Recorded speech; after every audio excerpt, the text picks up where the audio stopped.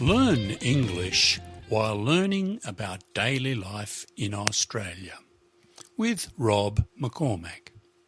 Podcast number 6. Melbourne's train system.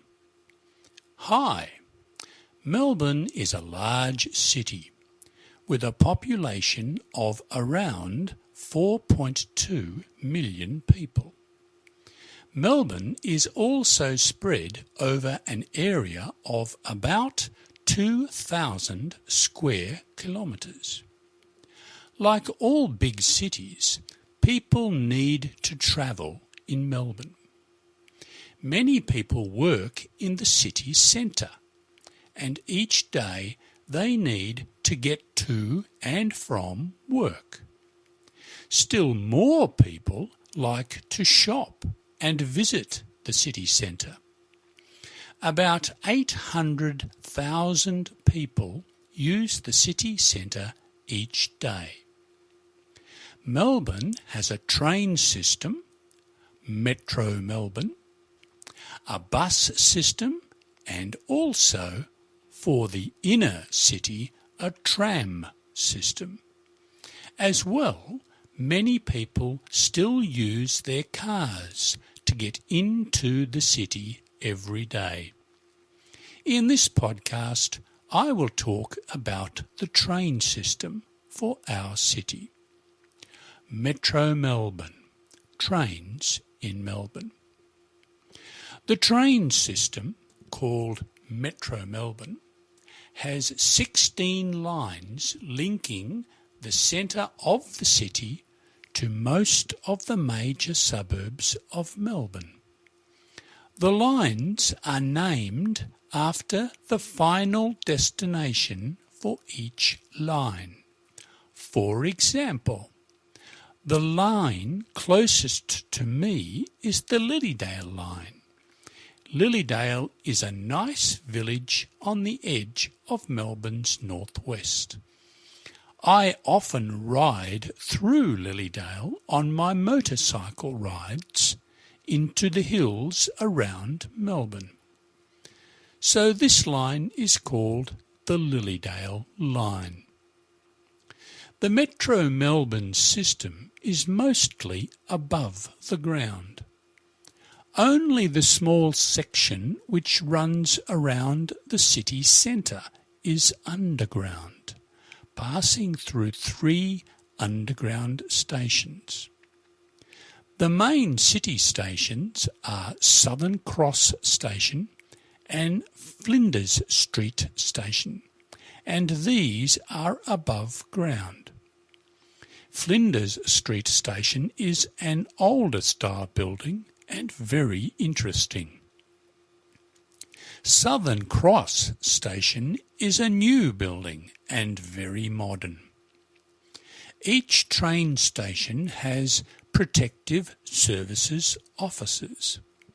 These are special police who only work on the Metro Melbourne train system. They ensure that Metro Melbourne travellers are safe.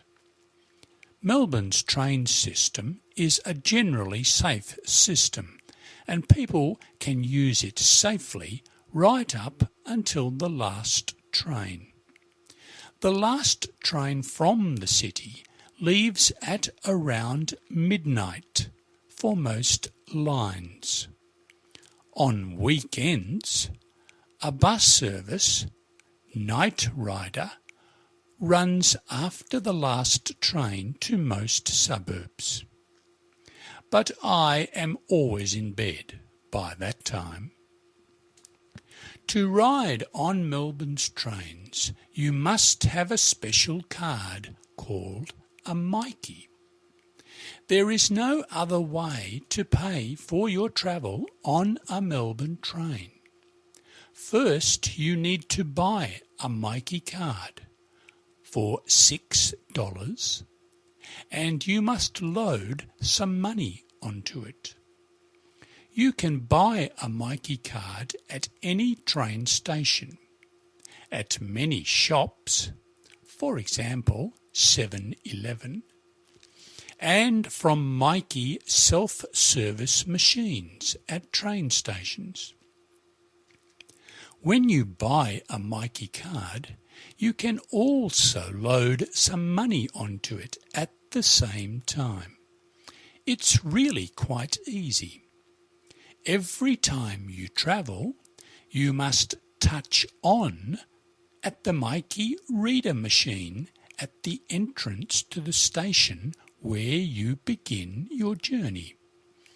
When you get off at the end of your journey, you must touch off with your card at the Mikey reader machine at that station.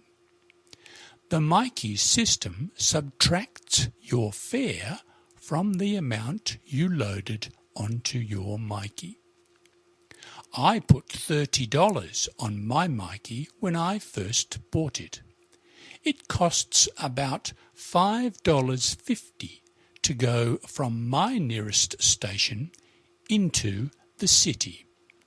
That's about 25 kilometres, so it's not too expensive. Of course, at peak travel times, around 5 p.m. to 6 p.m. in the evening, and from 7:30 a.m. to 9 a.m. in the morning, Melbourne's trains are usually full. But even at these times, I can always find a space to stand comfortably, or sometimes even get a seat. At other times, there will always be a seat for you. I hope that has given you some basic information about Melbourne's train system. When you come to Melbourne, you should try it. If you have a question or a comment to make, please leave it in the comments box on my website at www.slowenglish.info. You can leave your comment in English or in any language and I will translate it. Or you can send me an email at rob@slowenglish.info. I would like to hear any suggestions you may have. Goodbye until next time. Rob.